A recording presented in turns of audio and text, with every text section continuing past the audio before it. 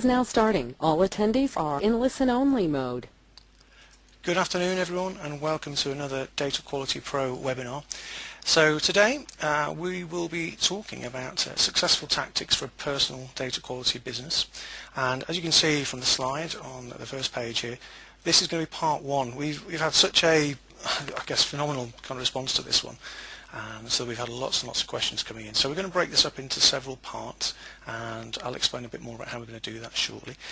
Okay, so what I want you to do, as we're going through this session, just post any questions into your console there, and we'll try and sort of tackle those at the end.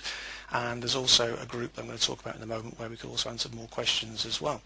Okay, so the agenda today, we're going to cover probably sort of 5 or 6 topics really. So the first one I want to talk about is a new business development group we've launched on Data Quality Pro to help you create business success in a small business or large business. The next thing we want to talk about really is why do you really want to go solo?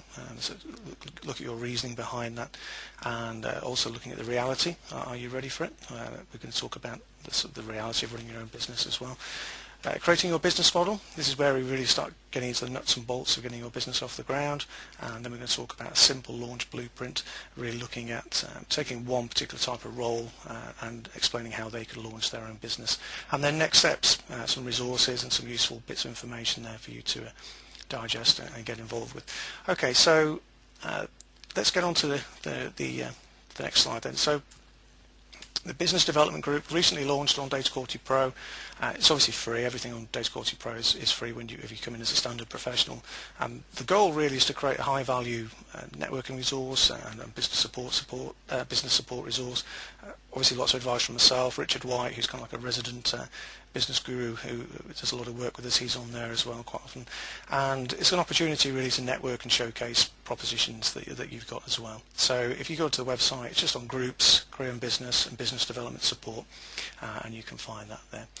Okay, so my story, I guess, just to kind of frame this so you kind of see where I've gone and some of the lessons I've learned. I first started Data Quality back in '93. I went freelance a couple of years after that in '95. Done various data quality and kind of management roles since then. But my first proper DQ business, as I call it, outside of freelance, was around 2005. Tried various loads of different models there, but I spotted a major gap really in the professional social media space after getting a bit frustrated with consulting and travelling up and down the country and being away from home quite a lot. So yeah, we launched Data Migration Pro 2007, then Data Quality Pro followed shortly afterwards. And so I've kind of migrated from data quality consulting to more business coaching, media services, but I still do DQ consulting. But the key for me was really about creating a platform that gives you endless possibilities really. So we're going to talk about how you can replicate some of those techniques for your business as well. Okay, so some of the lessons I've learned along this line is that there's definitely a continuing and growing demand for data quality. So if you're kind of sitting on the fence trying to figure out whether there's a market for it, there definitely is. We're seeing membership grow hugely every single day. I'm getting constant questions from companies saying which product should we use, who can do this service for us. So we're obviously building out a lot of services on Data Quality Pro to kind of connect the dots there and connect companies who need services to service providers who can help them.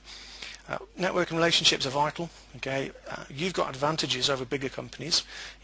If you're a small business, you've got more focus, more speed, often more personality. You can engage more effectively, and sometimes it's easier for you to demonstrate proof of what you can do as well.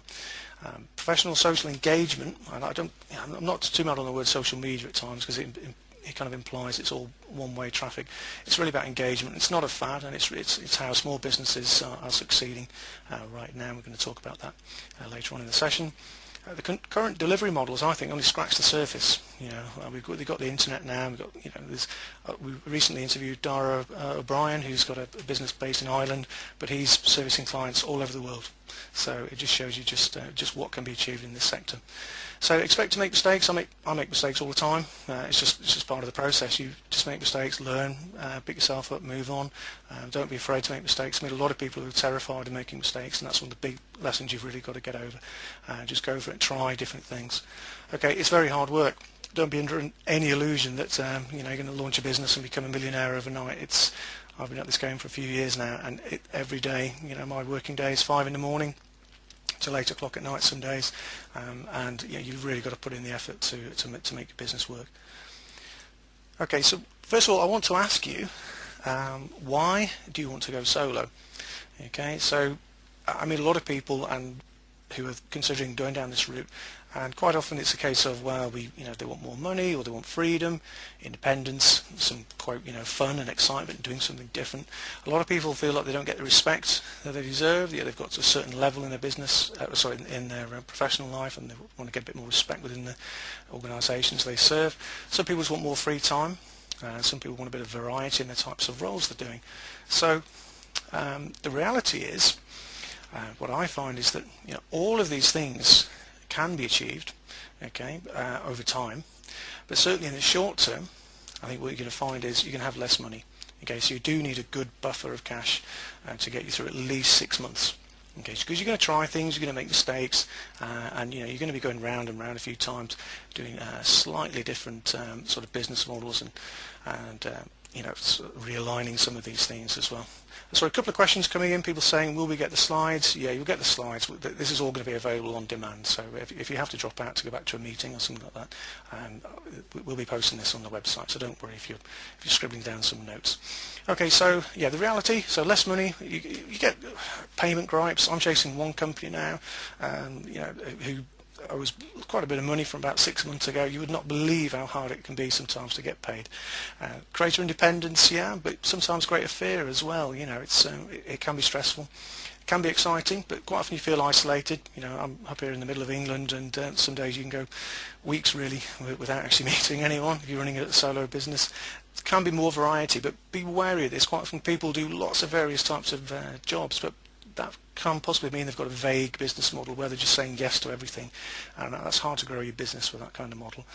But everyone suffers from that at some point, but try and sharpen that business model, and we'll give you some techniques for that in a moment. So what I would say now, when you get off the call, list some of your motivations, figure out why you want to do this, what attracted you about this webinar, and get all those listed down and speak to people, speak to myself, other business owners on Data Quality Pro. We're there to help and start to get an accurate view of what the reality really is, because quite often it can be quite different to what you perceived, from launching your own business and reading about starting your own business and the excitement of it. It can be quite different. So creating your business model, this is really the main sort of crux of what we're going to be talking about today. This is a great way to kind of give you a bit of framework and a bit of planning around getting your own business off the ground. So there's a couple of resources I want you to go out and get. The first one is the Business Model Generation book. There's a web link there, you can see it. If you just search for Business Model Generation, you'll find it on the web as well. And the next one is Networking Survival Guide. Okay, about Richard White. Richard's a resident kind of business guru on Data Quality Pro, and he's going to do a lot of sessions with us in the future. Both of those books, they're just phenomenal, and you'll see the business model generation techniques used a lot in this presentation. And Richard's going to be doing a lot of sort of sessions from his book as well. But Richard's book is like £7.99 on Kindle. It's one of the best books you'll ever buy as a solo business person, or any kind of business really looking to build opportunities online, offline, wherever. Okay, so we're going to talk about now creating your business model, okay, and I've called this creating your business model Mark 1. Basically because you will have lots of different business models over the lifetime of your business, and you can spend months and months planning and creating an incredible business plan, and then you'll find 6 months later that it's scrapped, and that's fine. That's really what happens. It's very hard to kind of have a really clear view of where you want to go, because you depend on the market conditions. I know a lot of people are struggling because of the financial situation, and you have to adapt. You have to change your model there. So these different kind of components we're using on this section, is about 9 of them. They come from the Business Model Generation book, and I found them incredibly useful because they allow you to map these to any business plan that you're looking to get off the ground. So we have customer segments, value proposition, channels, customer relationships, revenue streams, key resources, key activities, and partners, and cost structure. And they pretty much sum up any kind of business that you're looking to build, and they give you a really good framework for evaluating where you are. And you obviously need to have a plan for each one of these different components, and they all work together, and this is really your business model. Okay, so obviously the main focus point to start off with really is the customer segments and the value proposition, because that's really where you're probably at the moment, trying to understand which customers do you want to serve, what value you're going to give to them, and so that's the main focus today. So we're going to split these sessions up a little bit because I was hoping to do everything, but we've had so many questions. I've decided to break this up into part 1, and we'll probably do a part 2 sort of in a couple of weeks' time. So in this session we're going to cover the first 5 of those, so customers, proposition, channels, relationships and revenue streams. Okay, so we'll get on to some more at a later date. Okay, so customer segments. Really, the 2 main questions here, so who are we creating the value, and who are our most important customers going to be? Okay, so when you're thinking about this, it's often, people often want to jump into new and exciting sectors and do completely crazy things they've never done before. I would urge against that. Okay, and look at the type of customers you serve at the moment. Okay, so this may be, if you've been doing data quality for electric companies in the south of England, it's probably a good idea to focus on utility companies in that region. Perhaps you've been doing insurance work in New York. Focus on that area. It's always tempting to jump out of your scope and go into lots of different areas, but I would say focus on those segments where you have the most experience, great connections, and the most opportunities to kind of engage with, and think about what roles you're going to need to engage with. So look at I guess roles you've serviced in the past. So it could be CIOs, CTOs, it could be business leaders. You've got to think about those people you've helped in the past. So some tips for customer segments. I think where most people go wrong on this type of area is that they try to boil the ocean. That's what I say. It's the I can do something for everyone syndrome, because people think, well, if I offer everything to everyone, I've got a much bigger net, and I've got more chance of finding work. The danger is there that you actually do nothing for anyone. Okay, and it's really hard to refer you to a specific person in the company. So I quite often get companies coming to me saying, we're desperate for an enterprise DQ person. Do you know anyone who specialises in the utility space? But if you've come to me and said, oh, I'm a data quality this, I'm an MDM this, I'm a data governance this, I do all these amazing things, that all just gets lost. It's just a noise. Whereas if you say, I'm a data quality specialist focused on enterprise solutions within this sector, I put that in a mental box, and you can put that on your profile, and it's much easier for people to find you as well. And when you say you can do something for everyone, you also get placed in the kind of generalist camp, and that's not good, because the less specialised you are, the less you can kind of really negotiate on rates and things like that. So going niche gives you a major advantage over other companies as well, because certainly bigger companies, because it's easier to differentiate on bids and RFPs. If you've got this huge track record of very specialist knowledge that you're promoting in blogs and webinars and things like that, it helps differentiate you and raise up your value. And it's also easier to help you tailor content. If you're a Solvency II specialist, you could probably do data quality in lots of other different spheres. Okay, but if you're writing content specifically for Solvency II, that content is going to get search indexed by Google more effectively. You're going to get more invites to conferences. It's going to be much easier to kind of pigeonhole your content and drop it in the right location for the targets you want to reach. So narrow your focus. Okay, go for very tightly defined roles, not just anyone involved in information within any type of company. Go for like the CIO, IT manager, ops director sort of roles. Any role you've done some work for in the past. Start to narrow your sectors a little bit. Obviously focus on geography, and look at specific pain as well, so compliance, regulatory, things like that.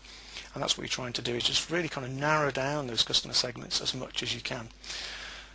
Okay, so how do you evaluate your segments? So I think what we'll do now, we'll jump into LinkedIn a little bit here, because I think I just want to give you some kind of practical tips on this. So just bear with me a second as I come out here and pull up my LinkedIn page. So okay, so what we're interested in here, we're trying to see how we can use LinkedIn, okay, to kind of find ways to segment different markets. Okay, so what I'm going to do, I've just brought up the advanced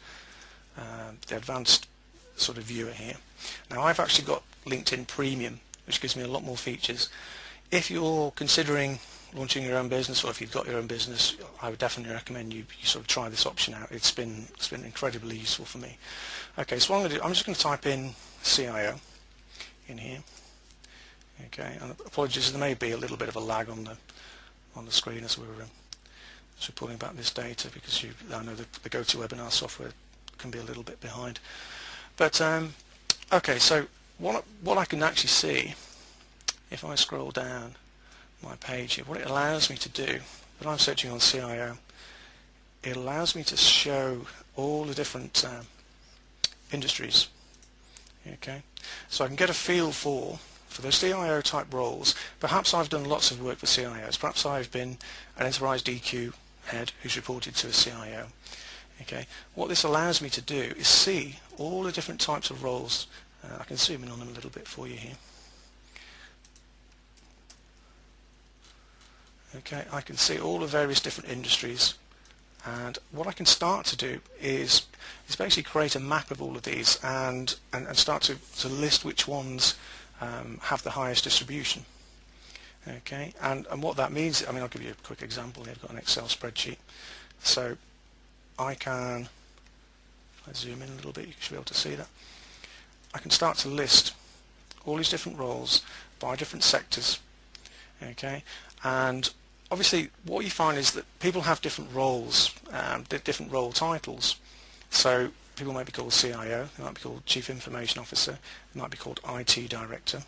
And again, just go through each one of those using LinkedIn and just start to map out all of those different industries and look at the relative weightings in terms of people within each different industry section.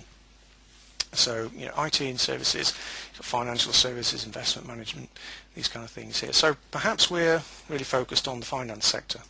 Okay, so if we click down on the finance sector there, you know, we can start to get a feel for where do some of these people hang out. Okay, another useful thing you can do, if you click on the expanded option at the top, okay, we can start to order by different elements. So we can start to order by relationships. Okay, we can see who's connected to us. We can do it by connections. So one of the things you might want to do is look at the people who have the highest amount of connections, because they're more likely to connect with you. Okay, as well. And really what we're doing here, we're trying to find relative sizes of industry segment based on those kind of role types. And one of the things you can start to do then is, if you basically look at some of these profiles, you can see the sort of groups that you share with them. Okay, so one thing I often do is, I'm looking at a new segment that I want to kind of connect into. I just look and see which groups these people are registering for, which groups they're active with. And it's a really powerful technique, because you can just start to build up, like this guy here, CIO, so CIO forum, CIO network, CIO zone, and what you do is you start to build up all the different groups where these people reside, and that's really important, because we're going to use that later for marketing and things like that. But this is a really simple way when you're trying to figure out which segment to go for. You can start to use this tool to figure out which segments are going to be big enough for you to kind of tap into, because obviously we can see things like companies as well down the side here. These are the biggest companies, so you can actually even pull out individual companies and then figure out a way of actually connecting with these people as well. So if we just go back to the presentation, okay, so we just talked a little bit about how you evaluate segments, how do you find those segments. So like I say, one of the easiest ways to do it is just to use that advanced option within LinkedIn, and then just start to look at the relative volumes of people against different industry segments. And that way you can also group it by company size. Okay, so if you want to find people in sort of large companies or small companies, there's different size indicators there which you can set. You can do it by locations. If you want to find people within 100 mile of you, you can do that as well, and that gives you a really good indication of, you know, are there likely prospects within my catchment and my niche that I can tap into. Okay, so what we've learned really is, yeah, you can estimate the relative size of a segment against other segments that you may be considering. You can also estimate the accessibility of a segment. Okay, because what you can do, you can actually see out of all of these people who are in groups, you know, who are active in groups, who has a blog. Just before we got on here, I was looking at some profiles, and what I found was that when you get into the large companies, such as the 10,000 plus type employees, what you find is that the group participation really drops off. But there seems to be a sweet spot around that 500 to sort of 2,000 or 3,000 size company where the CIOs tend to be a little bit more active in groups. Some of them might have their own blogs and things like that. So I guess the 10,000 plus companies, they're probably a little bit tired. Those guys are probably tired of being pitched all the time. So you try and find that market size that you know it's going to be reasonably easy for you to get your content in front of via the groups and the forums and things like that. Okay, to do this you really need to build a seeding network. I've got about just over 2,500 network connections on LinkedIn, and you know it's not hard to do this. It's a lot easier if you're still an employee, but you know, get started today. Sort of build 20 connections a day, automate it. There's a little tool I use called Texter, Texter, in Windows, and that just automates it all for me. I just press one button and it fires the connection away. I just can do that all day long. I sometimes use my wife just sits down and she does it when she's watching the telly. So you can build these connections very easily. Start with your known contacts in Outlook and then build out sort of on LinkedIn group connections and things like that. Okay, so how to prep your segment is the next thing I want to talk about. So, we've talked a little bit about here just earlier the different types of ways to figure out what your segment's going to be. So once you've got a feel for your segment and what I call your engagement customer, the person you're most likely to resonate with, your services are most likely to connect with, your content is most likely to connect with, find out where they are on LinkedIn, join those groups, map out the competitors within those groups because they're going to become allies for you at a later date. Issue connection requests, obviously import contacts from Outlook, and just really accelerate that networking on LinkedIn. And also we're going to talk about a little bit more about this in channels later on in the session.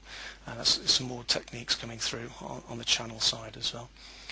Okay, so next thing I want to talk about is, once you've got a feel for the customer segments you're really happy, you're really comfortable working with, obviously we now want to think about the value proposition. What are you going to deliver to these customers, and what are the sorts of problems you're going to help to solve? And the challenge with the value proposition is that you've probably done lots of different things within your career, and it's quite tempting just to say, well, I've done this for lots of companies, so I'll just carry on and do it. So you've got a lot of questions to ask yourself, really. But really what you want to get down to is what problem can you solve in a very tightly defined customer segment. So there's a list of questions here. Obviously, I'm not going to go through all of these. You can go through these later. But it's things like, why you? What characteristics got you a gig in the past? What made you different? Can what you do scale beyond a one-man band? Are there lots of customer roles where you are? And could you possibly take what you're doing onto the internet? Is the scalability there? All these sort of questions that and there's hundreds more, and we'll post those into the development group as well, so you can start to go through those and fill out a spreadsheet, so you can sort of start to weight the different types of propositions that you might want to get involved with. Just one really quick example. We've just done a feature on a guy called Wayne Wiggins. Used to be head of data quality at RBS, became director of data quality at Deutsche Bank. You notice that in every company he was in, they were creating data quality rules over and over again, pretty much the same kind of data quality rules, and this was causing lengthy delays on projects such as Solvency II, Basel III, compliance projects. Obviously regulatory controls meant these type of problems were only going to get bigger, and he obviously had a lot of expertise in working in this area. He delivered executive level all the way through the company, so very experienced. So he launched DQ Rulebooks Limited. Okay, and we've just done a feature on this as well. So if you search on Wayne Wiggins on the site, you'll see that, and we'll post that into the business development group. But what Wayne did was look at each one of those different business model sections, and he just had a really good plan for each one of them. Okay, so he doesn't have a slick website, he doesn't have bells and whistles, he's not out there on social media, but he's got a fantastic channel. He's got an awesome channel through one of the major industry groups. So it's things like that. You can be a little bit weak in one or two of the components, but you have to be strong in at least some of them to succeed, and Wayne's a really good example of what it takes there. Another one is Daras O'Brien, who recently interviewed him. He's really strong in several of the big components there on a business model. Okay, so how do we get from proposition to sale? And one of the big problems I see in, networking events and things like that, people will just talk about what they do, and after 20 minutes you're just completely you're just saturated with information. You can't remember really what their proposition is. So here's a really simple example. If you were such as a guy like Wayne who's got a really neat data innovation. This is how you could introduce yourself at a networking event. So someone asks, what do? You say, well, with a recent data innovation, I help program leaders halve implementation timelines on initiatives such as Solvency II and Basel III. Now what he's done there really, he's come up with the who, where and what. Okay, so he's basically said who he is, who he's aiming to serve. He's saying whereabouts in the organisation those people are, so he's program leaders. And he's saying what he's got, which is a recent data innovation. But he's created a bit of intrigue. He hasn't actually gone into a huge amount of detail about the technology and the groundbreaking this and groundbreaking that. He's basically kept it really simple. So what you can then do is follow up with a story. Okay, and we've got some really good examples on Data Quality Pro of how to do this. And Richard White's going to do some sessions for us as well, because he is the storytelling guru. It's a huge part of his business coaching is around storytelling, and he's done some really good exercises for us. And I'll post those into the development group as well. But the key is, you're creating a really simple little link from proposition to sale. So you've got a brief intro, follow it with a story, arrange a demo on the back of that, trial and sale. And at each point, you're creating proof, you're enforcing that proof, you're building that relationship, and all of this can be done very simply with a basic website and a very clear, sharp proposition. I think where a lot of people go wrong is they have these really complex propositions. They rattle off so many different services that you just get swamped with information. Keep it simple, particularly when you're starting out. Okay, so some questions then when you're thinking about your proposition will be, do you want to be a pair of hands? Or do you want to be a business owner? Most people who go into business just fall back into the same work they were doing before. So you've got to think about how you're going to scale that business. Okay, do enough people need what you do? Okay, you may have been doing the same job for your company for 10 years, but do other companies need it? Well, we're going to show you some ways to evaluate that in a moment. So can you validate that? We're going to talk about how we can do that in a moment. But think of ways to validate your proposition, and are you passionate about it? Because I've got to say, if you're not 100% behind what you want to do, it will show. And running your own business is so much harder than turning up for work 9 to 5. So if you're not passionate about it, it will start to tell. So just ask yourself that question. And it's a tough one, but there's no getting away from it. So how to validate this proposition? This is one of the questions we got asked sort of leading into this session. There's various different ways to do this, and I've got lots and lots of ideas on this, and again I'll be posting ideas into the development group. So one quick way is LinkedIn ads. Okay, you can target the sort of companies you want to go up against. You can target specific roles, regions, tightly defined targeting, and just post some links in there around the services you want. Okay, now you can look at impressions of how many times that impression was showed, and that shows you your market size. The next thing you can see is clicks. Okay, now it's going to cost you, so keep an eye on that. But you can get a feel for, you can change keywords, change your proposition message slightly on LinkedIn ads, and you can see which one's the most popular. If nobody clicks on one of your ads for an entire week, then really it might not be that popular. Whereas if you're getting other ads where people are clicking every few seconds, then it's going to burn through your money, but that's a good thing because people want it. Lots of other ways, I won't go through all these, but webinars, create some really good guides. You can promote them on LinkedIn, promote them through us. That's what I'd like to say. We can help you sort of benchmark what your proposition should be by, you can post 3 or 4 different types of content with us, and let's see which ones our corporate members download the most. Let's see how many webinar attendees we get for different types of webinars. So we're here to help you, because obviously it's a win-win for us, because we obviously get lots of people coming onto the site as well. So happy to help you validate your proposition for you. Okay, next we have channels.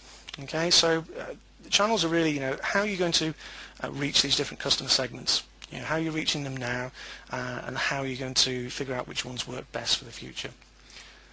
Okay, so the 2 big questions really for channels are what kind of solution and partner channels will you need, and also what personal engagement channels will you have to use for your business. So on the solution and partner channel side, you've got things like vendors, consultancies, conference training providers, guys like us, professional network facilitators and media providers.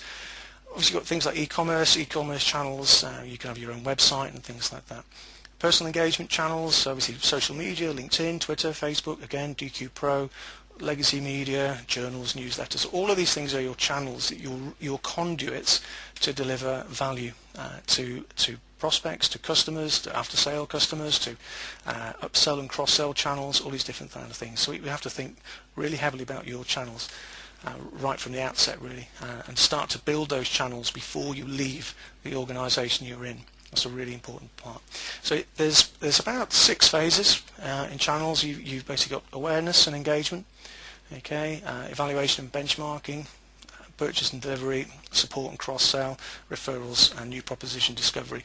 So these are the kind of phases you're going to go through where someone doesn't know anything about you and they become aware, and then they start to engage. They start to evaluate what you have. Again, they start to compare you to other people, and then they may purchase a product from you or a service from you, and then you have to figure out how you're going to deliver via that channel. And then where the really important parts come, which a lot of people overlook, are the support and the cross-sell. So once you've done that delivery, how can you sell more services into that existing channel? It's far easier to sell services to the same channel than it is to find new channels and new customers. So you can actually get, I mean, a lot of my past customers become a sales force for me. You know, they help sell me into new organisations, or they help to sell my services in you know, entirely new markets. The other area as well is new proposition discovery, and a lot of people overlook this, is that they spend all this time scratching their head thinking, what proposition shall I create? Just ask people you've actually delivered a proposition for in the past. It's amazing how, you know, I speak to people who spend hours on the phone with me giving me advice. Just ask. That's my, you know, sort of biggest tip there. So when you're thinking about sort of channels, some of the questions you might want to ask yourself are, you know, how did you reach past customers in the past? You know, how did you reach past customers or partners? Which channels are open to give you, open to you, given your budget? Because when you start, you don't have huge amounts of, you know, sort of campaign money and things like this. So, you know, you might want to use the social media channels most there. How can you test them? And start to look at your competitors. You know, document every single competitor, who will probably turn into an ally at some point, and figure out what channels they're using. Okay, and then start to look at the channels that no one has found. Like I said, there's people now in our community on DQ Pro who are doing amazing things, virtual consulting. You know, they're offering services all around the world via virtual mentoring and things like this. What can you do in that area that no one else is doing? That gives you, you know, really good recurring revenue and entirely new business models that you probably wouldn't have thought of. So channel discovery. Okay, so how do you start to find some of these channels here? So here's a practical example again. So imagine you're a data governance consultant, okay, and you're thinking of offering some personal coaching, and you want to offer that to program directors who are looking after regulatory projects in the UK. So perhaps you want to offer, say, like several hours a month, or program reviews, or just something to give these program directors the confidence that they're on the right track. So we're going to jump back out to LinkedIn again, and what we're going to do, we're just going to bring up another LinkedIn page, and I'm just going to click on advanced. Okay, so the title we're going to go for, okay, well, let's go for Solvency II, because our person does a lot of work on Solvency II, for example. They're a data governance specialist, and so what we're trying to find is all the people in this area. So we can see 3,000 results here, and that's just the UK. Now, you could say if you're doing this virtually, all of a sudden your market could be much bigger.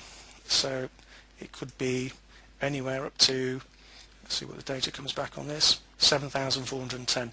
So it just shows you, by having a slightly different business model, you can offer something to a much bigger market. So things to think about there are, can you charge slightly less but reach the market size? Can you scale? Can you automate what you're doing? So just things to consider there. Okay, so we're going to focus on the UK, and what we're going to do, we're just going to look at some of the points I want to pull up here. Will be where are these groups? Okay, what groups are these people in? So again, we can see risk regulation reporting, Solvency II SOAPs. So you can get a feel for where people are hanging out. You can, within your group viewer, when you're clicking on groups at the top here, one of the neat things you can do is kind of see the daily transactions and the daily activity within those groups. So I can see IODQ is always a fair bit of information there. But if you look at the Solvency II type groups we were talking about before, You can see who's talking regularly, and when you go into those groups as well, if we just jump into some of these groups, let's pick a Solvency 2 one, Solvency 2 experts one. Okay, we can start to see where new members are coming from. So we can start to track organisations like that by clicking on the members one, and we can start to build up. Again, it takes a bit of time, but you can go through all the new members, figure out all the companies they're coming in from, and one of the things you can start to do, people will be posting things into the discussions group that are actually, you might consider them spam when you're when you're an employee. You know, if you're a consultant working for one of these companies, you might consider these a bit annoying. But what you can try to do is start to see where are these companies coming in from. A lot of you'll get a lot of things like this, Solvency 2 Summit coming through, Raphael Borrell. So let's have a look at Raphael, and you can track some of these people. You can see the sort of companies they're working for, and you can start to build up a picture of all the channels that all of these different companies are actually using. So this guy works for Avantage, so we can have a look at this guy, and you can see there. So on paper they look like a competitor, but you can see all the different people in there, and then you can start to see, go over to their website. And really what you want to do is be going through every single competitor in your space and to build up a list of all the different channels they're using, and build up a list of all the different kind of groups and areas all of the people in these groups are members of, and just figure out ways to get your channel connected to these people.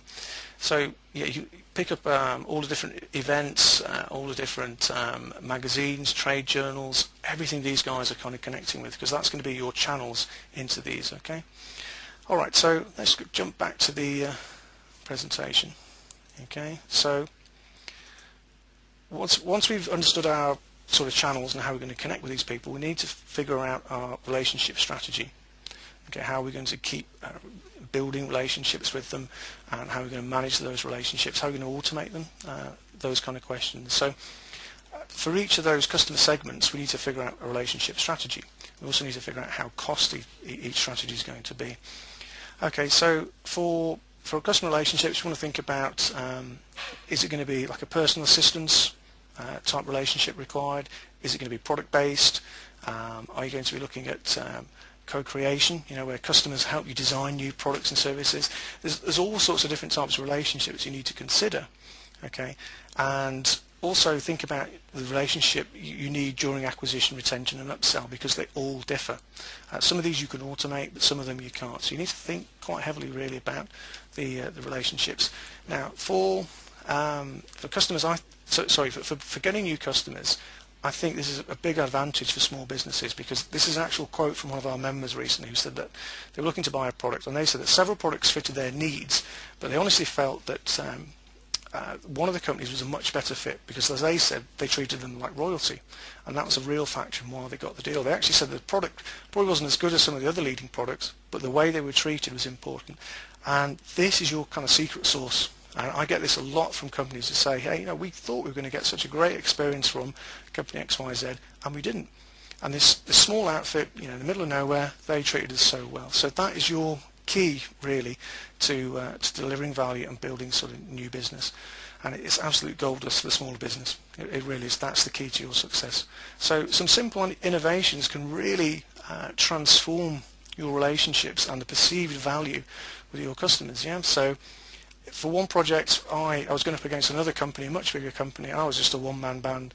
I said, I'm going to use Basecamp, which is a customer management portal, kind of wiki, and they absolutely loved it. And I got the gig above this much bigger consultancy, just because they liked my attention to customer relationship. So things like that, I'll give you some ideas on the development group as well, so you can get some ideas there. So think about your past employers and customers. What did they like and dislike about working with other suppliers and providers? Which companies do they always use? Why do they always use them? How can you improve the experience they have? Speak to people, pose questions in forums, get connected with some of your prospects and ask them. It's much easier to do this before you launch a business, Okay, so if you're a permanent employee, now's the time, because you don't have that "I'm selling something" tag around you. But even when you are, I mean, I'm constantly asking vendors who I'm trying to sell sponsorships to, what do you want? what did you like about other sites? What can I do for you? And some of them will talk for hours about what they want, because it helps them as well. So just a few things there to think about, because that's one of the main areas you're going to need to innovate and differentiate. Okay, next, the good part is obviously revenue streams. How are you going to get paid?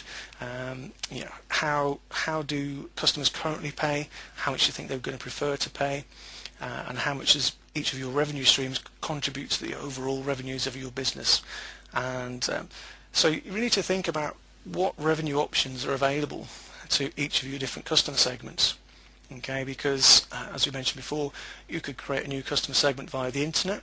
You might be able to charge slightly less than if you were doing on-site consultancy and things like this. So different models really. You have the transaction revenues, which are pretty much one-off payments. So could be, I come to your site, I do a day's work for you, and you give me some money.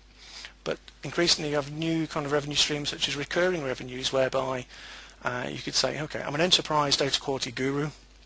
I've been doing this for 15 years. I could sell a service to a CIO or another enterprise DQ head, which gives them 4 or 5 hours sort of mentoring a month, and that could be in a group format. So that's a perpetual recurring revenue, which that's a really great model to get into. Or you could do a kind of blended model where perhaps you go in and do a 2-week audit, and then you follow up with a quarterly health check, or perhaps you sell a product. It's a product you've built, an information product, for example, a framework, and then you provide annual updates and maintenance on top of that. So the key here is, how can you scale your revenue? Because most people just go in and do the same bums on seats kind of consultancy or development work or whatever they've done before. So they're really just a glorified employee. You've got to think about how can you scale revenue streams. And this is what we're trying to do on Data Quality Pro. Obviously, we're trying to scale the site.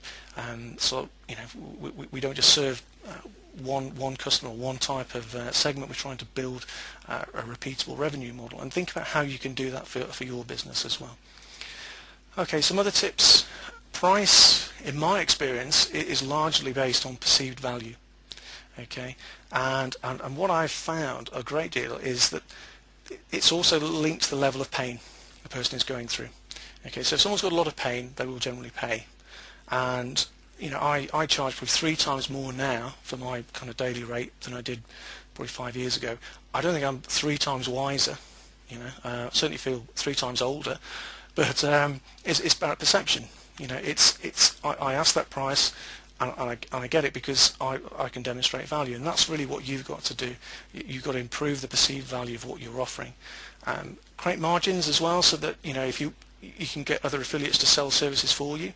Okay, so don't try and cut your margins so tight that you can't really offer the ability for other people to sell your services, and avoid discounting at the plague. Like the plague. When I started out, I would just discount because I wanted the work. And then what I found is when I tripled my price, I very rarely had to negotiate on value. Because what I would do is, say I was doing some coaching or something like that, and people said, well, we really want to bring the price down.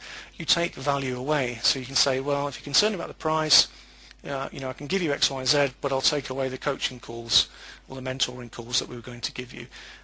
Other ways I've done it is, when I was doing the DQ consultancy, I had a lot of tools that I actually brought with me, like a huge big toolbox of performance management tools, BI tools, project tools, DQ tools that didn't really cost me anything because they're things I was using with partners and things like that. But in the eyes of the customer, it really increased the value. Okay, so whenever they said, well, we'll cut the price, I said, okay, well, I'll take away all these tools then because you obviously can't afford them. Instantly, the negotiation went back into my favour, because like, okay, well, we need those, we'll settle on that price. It happened all the time. And the key thing as well is to emphasise the value to the individual, not just the company. So point out to them, was that, if you're trying to discount me, this is what you are going to lose, not the company. Okay, so that's just some things I've kind of learned over the last few years around sort of beating that discount trap that a lot of companies try and force you into. Okay, some other tips then. I think it's really important for a small business to have entry point services. Think of a product like LinkedIn. It's free. You pay a little bit more, and you pay a little bit more. How can you do that? Well, you can have a free webinar series We've got about 60 odd people on the session today. You think about, that could be 60 leads for your business potentially, and that's why we're doing it, because we want to kind of coach you on things, but there may be a small percentage of you who probably want to take on board a sponsorship or some business coaching with us. So just do exactly what we're doing, just replicate exactly what you see me do on Data Quality Pro. So free webinar or handbook, okay. On the back of that you might want to say a half-day coaching seminar. Okay, so let's say you're an expert in product evaluation. Okay, so you create a series of webinars and handbooks on how to evaluate products, data quality products. So you have the free webinar, half-day coaching, okay, maybe a 2-day deep dive where you go back on their site and help them specifically, and then perhaps 6 months regular coaching beyond that. Okay, so different revenue streams and different ways to create that ladder up to the higher value, because that way you can scale. Because a lot of these things can be automated. You can bring in other people to do the seminars and webinars for you, and other ways you can do it. You can kind of automate the sales delivery. So say you create a really good information product on how to evaluate 20, 30 different products on the market. You could build a microsite with a front-end payment gateway on that. We're just about to launch a store on Data Quality Pro that allows our members to actually sell information products or services or consulting or seminars or whatever. So we're opening up these models now to help our members sort of create some of these really nice new innovations. So if you're thinking of your target, say in the first year you want to make $100,000 and you're thinking, well, I want to have a couple of months off for holidays and things like this, you've kind of got 4 options, I guess. You work for one client, essentially doing exactly what you've been doing for the last 10 years, and you make 100K that way. You could go the other route, which could be virtual mentorship for a number of clients, say maybe 5 clients paying $2,000 a month. You could have create a launchpad service, such as a data quality assessment launchpad, or a data quality MDM launchpad, or data governance launchpad, that kind of thing. And you could sell that package for $10,000, which is not a huge amount of money given the price of these programs, and you could aim to pitch one of those once a month. Okay, so there's lots of different ways to get to that figure, but the key is thinking about how you're going to scale and how you're going to basically create products and packages that can help you sort of build this business up. Okay, so what have we learnt so far? Because aware of time, we've been on a while now, but I guess what we've learnt are customer segments. Go hyper niche when you're starting out small. Don't try and offer everything to everyone, doesn't work. For your value proposition, be adaptable. Don't stick with one proposition. It will probably change in a few months. Don't be too hung up on having one proposition when you start. You sort of start to figure out ways to test and figure out what the best proposition will be.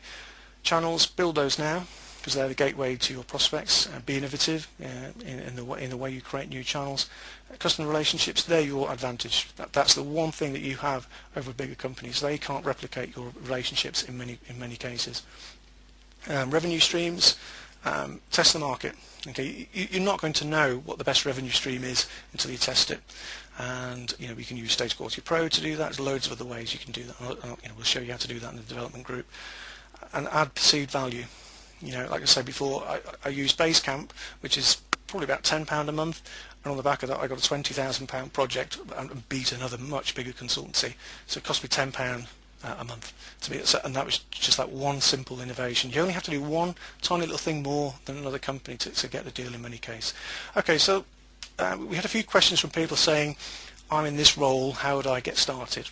Okay, so what I've done is I've taken the kind of scenario of a enterprise data quality guru, and we're going to try and create a business for them in about 25 steps. Okay, now I'm going to go quite quickly through this, so don't panic too much. All the slides are going to be on the site, so you can actually go through this in some detail afterwards. But the idea is just to show you from cradle to grave actually how you get this business off the ground.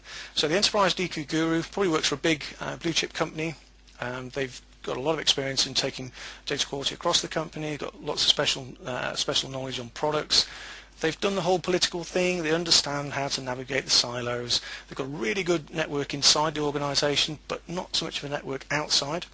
Okay, and they've reached a plateau, which quite often happens. You get to the top, and then where else can you go? You don't want to be CIO. You've done the data quality thing. What can you do next? Okay, so this this scenario is a person who wants to run their own business. What can they do? How can they get started? We're going to walk through that now. Okay, so first thing, sign up to LinkedIn Premium, okay, and start to expand your network. We've talked about that before. Don't get too kind of hung up on particular roles and things like this. Think of a broad customer segment and just go over maximum kind of connectivity within that segment. Document all the problems you've ever had, working for a company, and all the problems you've solved, and think about individual roles within that company. Who did you help? Who is suffering the pain from that problem? And reconnect with these people.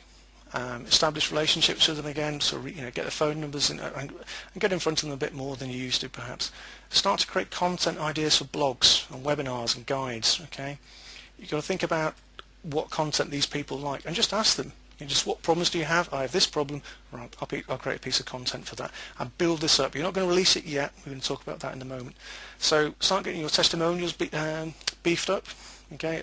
Offer them first. That's the best way. If you offer them for someone, they generally give you one back. Reconnect with everyone you've ever worked with. Okay. Find out whether people have the same problems that they face when you help them in other companies. So you help the CIO. They've gone to a new company. Do they have the same problem? That gives you an indication of market size. Find out how they're solving problems now. Which competitors are they using? Are they just struggling through? Are they using different products? What are they doing? Identify the roles in the problem areas you specialised in. All the different roles. Like say, you have CIO, IT director, all these different types of roles can exist, and then document every kind of location these people are hanging out. So events, magazines, forums, blogs, LinkedIn groups. Figure out everywhere where these people are, and create a list of them and have links to them in like an Excel document or something like that. Because what you're going to do is you're going to build relationships with all the editors of those magazines and forums and group leaders. So people like myself. You just saw a guy there, Raphael Burrell, runs a Solvency II group. You want to be connecting with people like that and saying, hey, I work for this company. I'm keen to share my insights and help you build your audience as well. So build relationships with known competitors. Okay, much easier if you're already with a company. But I speak to all the kind of rival online communities that are in this kind of space. So it's easy to connect with competitors as well. So start to guest release some of your own content and start to build up a little bit of a Google presence for yourself. Good example, we had a guy the other day, Chen Liu, recently passed his IQCP, Gary Yor, and another couple of guys. Within a day, they were number one on Google for their name, just because we did a feature on them. So start to think about which online sites you can start to write to build your name. So when people search for you, you're top of the Google, and your services are going to come through. Get on the panel of presentations at conferences. Obviously you can join our expert panel if you're an expert in data quality, MDM or data governance. Build up your content. Don't release it yet. Okay, we're going to create a large store so that when we go to launch time, it's all ready for you. Start to then think about these really simple little tangible propositions. And we're not going to go for really big, full-blown, Accenture-style propositions at the moment. We're just thinking really simple, like things like Launchpad, okay, review, mentoring. Keep it very simple. Speak to the customer roles you want to connect with. Ask them what they think, okay, and this wash, rinse, repeat cycle. Keep going round and round and just trying out different propositions. Simulating what it would be like to speak to these different customer roles. You've not done it yet. You've not launched, so you're not really threatening. But you're just putting the feelers out there about whether these propositions will work. Get all of these contacts, okay, because on LinkedIn you're gathering emails every single day. 20, 30 emails a day are coming in. You're connecting with people in the past. Get them into MailChimp. Okay, it's the easiest contact management software to use because it doesn't ask for double opt-in. Other things like Aweber have double opt-in, and that's a killer for what we're about to do in a moment. So MailChimp is the best one probably. And then I want you to create just a phenomenal piece of content that's slap bang in the middle of the pain point of your target audience. Okay, and this will get you going. Good example, Jim Harris, when he was basically launching his own business, and OCDQ blog, I'm sure you heard him. He came over to DQ Pro and wrote like a five section piece on identifying duplicate customers. It's just phenomenal. The amount of traffic that generated for us and him, it's just been incredible, and that really helped launch his blog and his business. So that's what that's what I want you to do. Think about a really solid piece of content that you can give away in a book, an ebook, or a webinar series, or something like a series of videos even. That's going to be called your pillar content, and that's the thing that's going to really kind of elevate you when you start. That's the thing that you're always going to be able to come back to when you're in a networking event or whatever. You say, oh, I've written a book. They don't need to know that it's an electronic book. You've just written a book, and that's the thing that people can get a hold of. And spread that everywhere you can. So put it on DQ Pro, put it on other sites, and just you want people to read it. Don't worry too much about putting it all behind an email firewall, okay? Because really what we're trying to do is just get people to read that content. And then obviously release this openly. Get it on your blog, get it on LinkedIn, as many sites as you can. But obviously on the second page, when people read that piece of content, they're going to find out who you are and how to contact you. So you don't really need a website at this stage. Obviously Data Quality Pro has a full profile management center now, so you can create things like a resource center on there. You can create all your web pages on there, your profile. You can identify which services you offer, the whole kind of thing. It's much richer than LinkedIn in many ways. So you can build all those kind of things on your Data Quality Pro profile, and you can do it on the free version or the premium version, or obviously the service provider version, where you basically get a company account. So what I would then say is that start to host things like webinars via things like DQ Pro around proposition areas that you want to get into, and what you can then do is gauge response. We'll give you the stats. We can't tell you which companies, but we can tell you how popular that proposition was, which market sectors had the most, was it most attractive for, how long did people stay on that webinar for, and what size of companies those people are in. Together we can kind of figure out ways for you to kind of tap into these markets and kind of validate the size of them. Build your website and your blog. Pre-populate your posts. Okay, so you've got, I said before, you've been writing all these articles. Start to populate them as posts that will go out over several weeks in the future, and then start to syndicate some of this content via other channels. Build channel connections and partnerships in advance of your launch. So you want to be doing these things just before you launch. So you're building all your social media outposts. You're connecting with all the bloggers out there. Okay, and then you launch. Okay, you launch, and this is where you go all out. So you're promoting webinars, you're pushing out expert content. So you've already created it, so there's no huge drain. You're just literally pressing buttons now, and then you're on everything you're doing. You're saying, link to my workshop, link to my online seminar. You want links all the way back to your home base, which could be Data Quality Pro, or it could be your own website. Once you've got that up and running, I'd advise you to create a website with a blog all integrated. Don't have separate blogs over here and websites over there. Put it all on the same page. And then obviously build relationships again, follow up, and then think about how you're going to create your ladder. So mentoring, launchpad type services, review type services, something light to get into these organizations, and then build these bigger consultancy services if that's what you want to do. And then finally, identify associates. Who's going to help you scale this business up? If you look at Daras O'Brien, we've just featured him on the site. He's the master at associate building. He's been doing that really well. So he's now got a platform where he can build, he can grow beyond just a one-man band. So look at the interview with Daras. You'll get some good tips there on how to grow. And that's really it's fairly straightforward. It just takes a huge amount of effort. I won't lie to you. It's not simple in terms of the amount of effort you're going to put in there. But the actual process is fairly straightforward if you're an expert in your niche. If you really understand your niche, you can go for it and you can get a business out there. And like I say, Data Quality Pro will back you all the way. And like I say, because we need content, you need leads, and we can work with you on that. Okay, so we had quite a few questions before we kind of kicked this off, and I want to go into those. If you have other questions, then obviously fire away now. Now's the chance to get them answered. So someone asked, they wanted to find out how to find their edge and how to find approaches for testing new ideas and offerings. Have a look at that proposition section. Okay, we covered that there. Target audience. How do you find the target audience? Again, look at the segment and channel section. We covered that there. How can I scale up what is essentially a personal one-man operation?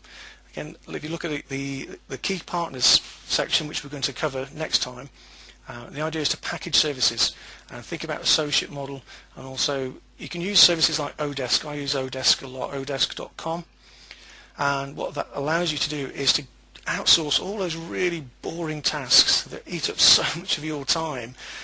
You can just get rid of those, okay, and just focus on delivery, and that really helps as well. How to fight through the clutter. So I think the key here is, for me, is really tight proposition, incredible content, really useful guides and materials that you can send people back to.